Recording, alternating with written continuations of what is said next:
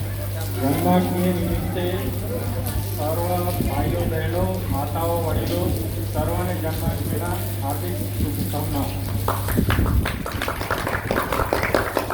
આપણે પ્રોત્સાહન રૂપે નાના ભૂલકાઓ લોકો અવનવા પ્રોગ્રામ કરતા રહ્યા છે અને આવતા નવા વર્ષમાં આનાથી વિશેષ પ્રોગ્રામ કરે એવી શુભકામનાઓ સાથે જય હિન્દ.